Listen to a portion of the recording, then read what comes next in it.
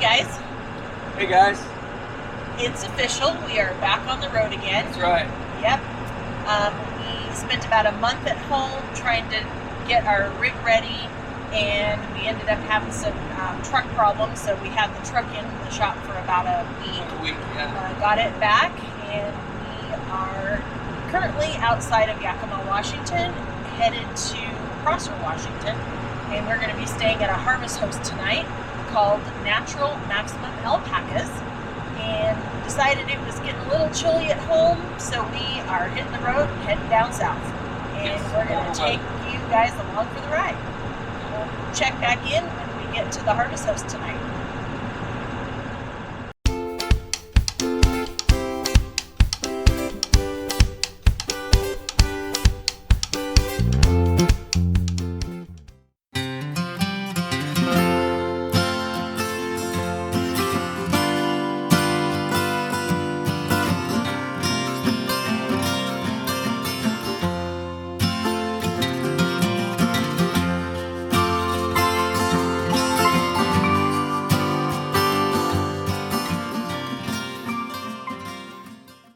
And this is what alpaca feels like. Okay. Oh wow. So soft. Yeah, and so then we make it into yarn, and then we make it into stuff. So that's what we do. And then we grow a lot of our own food, and we freeze dry it, and we can it, and we do all kinds of things here. And this little bag here, it's got some apples and some tomatoes and some of our little pears. Oh. And I want you to check those out when you get down there, the little pears. Okay. And you can see what happens with those yellow jackets. They find those, and it's terrible. So these plants will go in the pots as it gets colder and things begin to get frosted over. Some things get put in the greenhouse, like this whole bucket will go right in there. And some of them then I can bring back out and set in the spring. It looks like, wow, we have all these flowers. But most everything I planted this year, because we had a really cold year last winter, and almost everything died in there. Oh no. And I have an indoor greenhouse that holds the what we call our sedums, which are very thick-leafed, and they're already in that. So This is beautiful. You've done such a good this is our job. reflexology pathway, which is one of the major things I do. 172 feet long. I don't believe there's another one probably in the States, or definitely not in this state. And you walk on it to receive your reflexology treatment. And the rocks here are very low, but then as you move on, it gets more and more I see. advanced. Yeah. So you walk on it. Yeah. Barefoot or Yeah. socks, Yeah. and without shoes. But you can we carefully walk on it when we're exhibiting all the stuff here. And then over here we have our shade garden. Now you can imagine those trees were only this tall when they were put in. The conservation department basically gives you trees to plant. All these trees are here because they remind me of home, except those sycamores. They were little itty bitty things, and they are the nastiest trees. However, our southern exposures right here, as the sun comes up, they protect us most of the day. And Yeah, a lot of shade. Yeah. and the gardens are really pretty at this time. Our dogwoods were beautiful when they were in bloom, but they're all full of the red berries right now, and those leaves will all turn red at the first frost.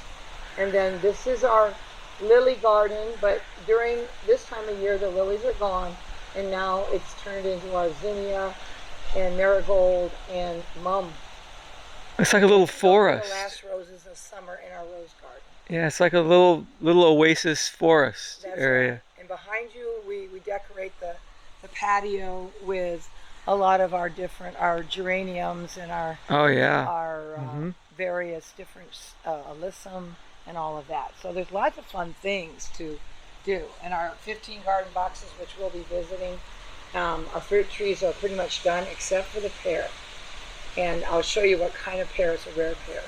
I gotta go, I gotta find this pear. Because they're about this big, and they turn light brown, and they just don't taste like a pear.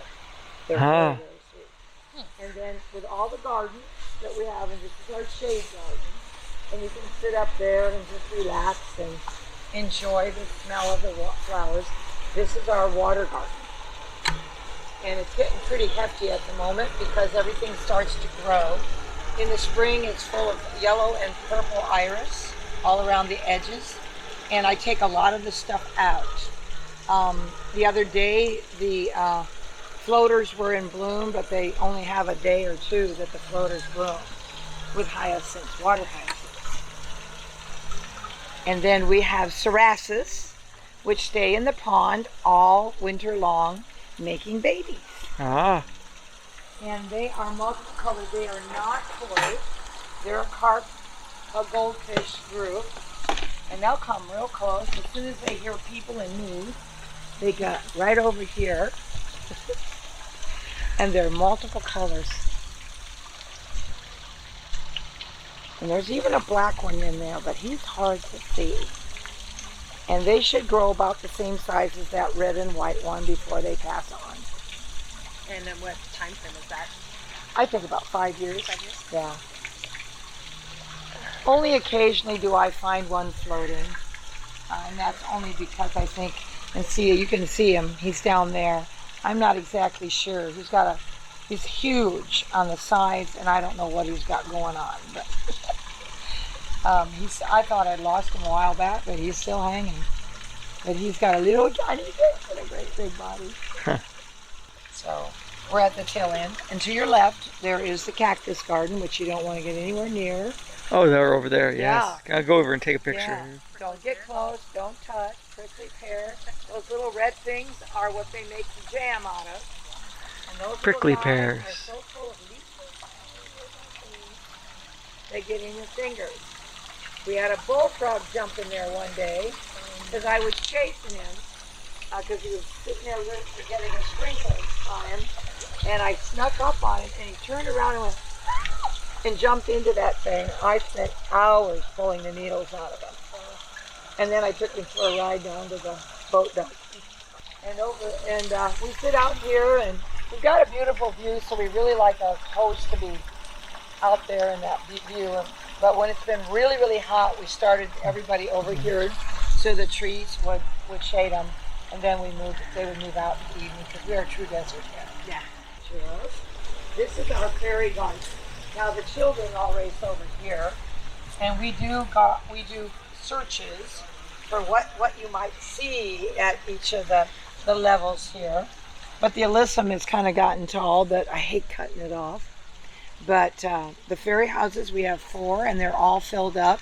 Fairy Princess, this was for rent, and she finally moved in. And each of them have a couple. This little guy here is our male, who's created all these little tiny alpacas. and then there's a fish pond over there with some ducks. And so the children do scavenger hunts when they come, classes and things like that. So we try to involve the schools. I'm a retired teacher, can't tell. And I did 20 years stint out here before I went back to school and picked up all my healing stuff. So, but this is Yeah, it's very strong. Yeah, it's wonderful. It's my favorite. You'll see it in a lot of pots because it really dresses them up like lace. Okay, now, look who's coming to see you. They know. You guys gonna be nice? No spitting, right? This is Max. He's got milk, right? We call him got milk because he's got the little white nose. And he is the herd boss. Oh, this one, the far left This one guy right here? in the white nose. Yeah, right That's here. Max. He's the most well-trained of all of them, too. They're all lead trained. They are all boys. And it's best to go flat hand. See? Like you're feeding a Very horse. aggressive, these two. Toby, if I ever had to eat them, Toby's at the top of the list. They are edible. Okay. So now if you will take some in your hand and go over there and help Odie, he's our athletic director, the big buck, and hold it down low in through the fence. Yeah. Okay. Because pretty soon these two will be back and I'll try to distract them. How about you? Would you like to throw Sure. some flat hand though? They'll dig. Yeah, they will. Yeah, Dig. it's just like feeding a horse. Huh? Yep. Down here. Come on, down here. Okay, come on, Gutsy. You need a little bit. Come on, Gutsy. Then What? I got so many animals. Hey, Wow. Sonny. Okay. Just So, like kids. all of them have barn names, but they also have their registered certification names. But Max has this big Maximilian Roman name, and but he is by far the most lovable when you have them in a catch pen. That's what we do. They're all gelded. No, stop it. They're all gelded. He's got a little llama in him. He's quite large. They are all very amiable to walking, and they're all harnessed up and all that. So we take them in a catch pen. Come on, Mom, help me out here. Go that way. Distract. Oh. There's Toby again. Come here, Toby. Come on, get shadows. Hey, we're not doing that. Yeah, these white ones, they don't get in there much. Come on, this is Mackie. Mackie is my fruit eater. Come on. No, they don't like hands, so you can kind of brush them away. Come here, I'll distract. You can get over there. Snow and Rainy. Rainy is a. Come here. Here. Odie.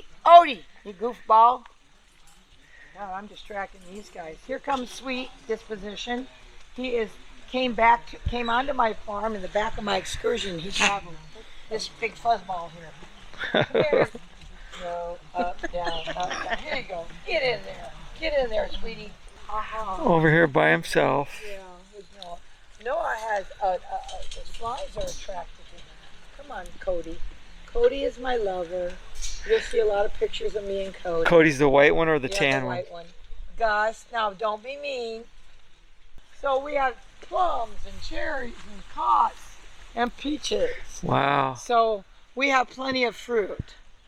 Okay. And it just moves it back. Well, we'll send home a little zucchini for you. It's unusual that they're still going, but that's so biz. Somebody asked me why my basil is so tall. Oh yeah. And then I said to them, and I quote, "You're on an alpaca farm, remember? And all of these boxes are full of alpaca poo. And it doesn't smell, it doesn't burn, so you have all kinds of wonderful food almost all year round." Smell that basil. Oh my goodness. And Purple they're all basil. different, That 'cause smells this- beautiful. Oh. That is a purple basil, and this is a different kind. I've never grown this, and I can't. That believe, is so strong yeah, I smelling. can't believe how huge this thing is.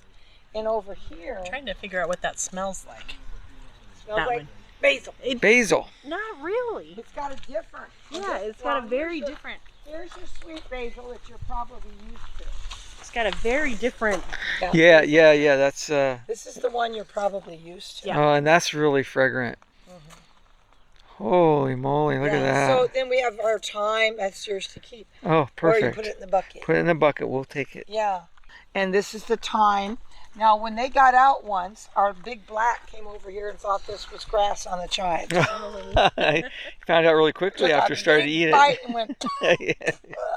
so he didn't like it. So, I mean, this box has just gone crazy. Yeah. You know. And I want to introduce you. Do you guys do hot tea? Yes. Okay, look behind you Where is here. This is lemon verbena. Oh. And you just take those leaves off and stick them in your cup. Okay. And then you can take the leaves and just let it dry. Oh, and it smells really lemony. Yeah, and then I put a little bit of honey with it. And So just it's hot amazing. boiling water Yeah, and then that. Yeah, then a little bit of honey. Wow. Yeah.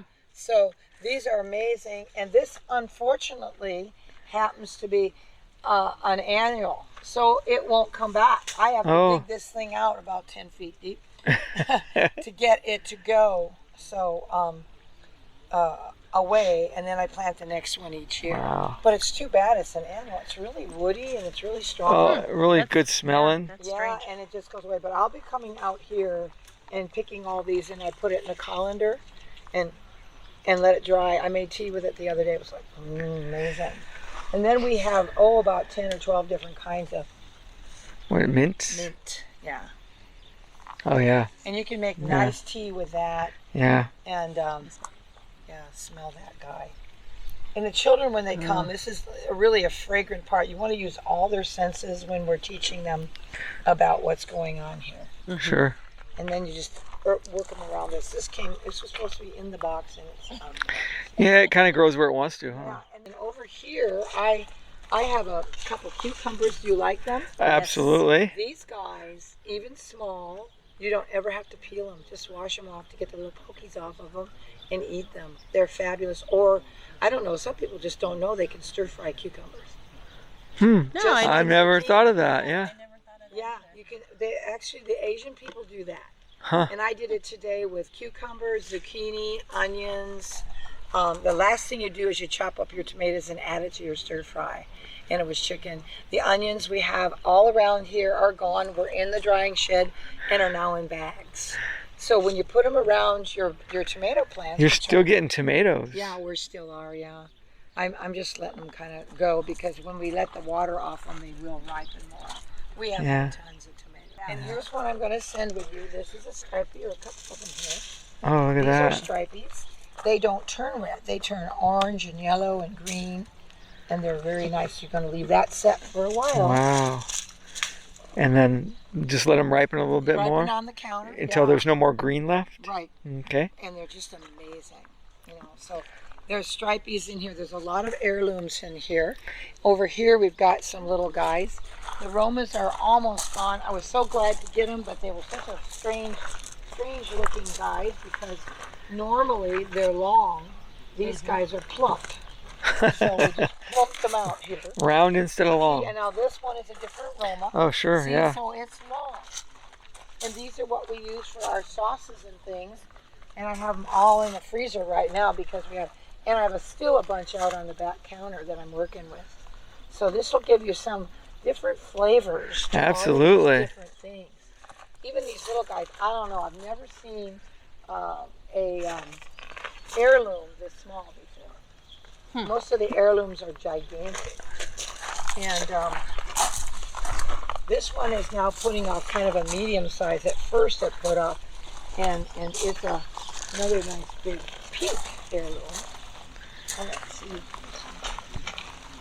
If you mix them, you might get some different shapes and colors and flavors. I do that. And then we've grown this year for the first time celery. Oh, okay. And that's over here, but I'm not sure it's edible. I've pulled it off, and it's really not too bad. But see, Yeah, that's not too there's bad. 3 plants here, so I will probably peel off some to get to the bottom. But my friend gave me those, and she said, "Mine don't look like that." I said, "You forget what farm you're on." You know, Yes. but you can do all kinds of stuff. Smell that. Yeah. See, it smells like celery. Oh yeah. And then we've had strawberries, raspberries. We got rid of the blackberries of mint. We finally put a lot of them in the barrels because they just spread all over in Yeah, here. look at this mint. Yeah, go grab some of that. It's a totally different kind than the kind in the bucket. Just And we cut beautiful. that back a while back and see it came right back. Yeah, it's beautiful. It is. It's really beautiful. And it's more like a spearmint. See what you think. Oh, yeah. It's really strong. It is strong. But, you know, we dry this and we make our teas with this, and that's all summer long. And winter long, you have tea. And of course, spearmint's great for digestion. Now, do you have to wait for it to dry, or can you use it? No, that's the same way with the other. You don't have to. You can just throw the leaves in. How about jalapenos? Do you cook with them? Yeah, I eat jalapenos. I make salsa. Yep. Okay, you got salsa, you got tomatoes, and you got a jalapeno. And they're not necessarily all hot. I'm not quite sure because I put them in my pickles. Okay. So, and we Wow. fortunately this year I was able to have a good collection of our things to hold our tomatoes up. So that worked out really well. So we have our herbs that bring the bees in, and you'll see all the flowers coming up wherever they feel like it. Yep. Those are the dragons. They bring the bees in and the bumblebees. Huh. Both of our hives are gone. That big windstorm back in November dumped them. They left before that storm. They emptied the hives. We had one under that tree, and we had one over those, and they left. Well, this is fantastic. Yeah, and we were lucky to have the bees because look at that pear tree over here. That's one. Oh, wow. Yeah. Here we have our stickle pear. It's called a stickle pear? It's a stickle pear. Now, Wow, there's thousands of them on here. yes, I know. He told me, our guy, are you game to taste this? Sure. Our guy, see how the bees get him? Oh yeah. Is that one okay? Yeah. Sounds amazing. You want to taste it? Yeah, I'll taste it. They only have about one bite out. Oh, super sweet. It's amazing. And you can see them starting to try to attack those, but they wait till they hit the ground. And so do I, because those are the best ones. The ones they're, Don't they fall off when they're more ripe? yeah, they do. But you can pick them So cute. and let them set in a couple They're of so days. cute. They're Look ripe. at how cute that is. But normally they'd be just a little bit bigger. Most of them would be this size. Nope. See? Most of them would be that size. A little bit And- bigger than these, yeah. Than the little guys on the ground. But these are a stickle pear.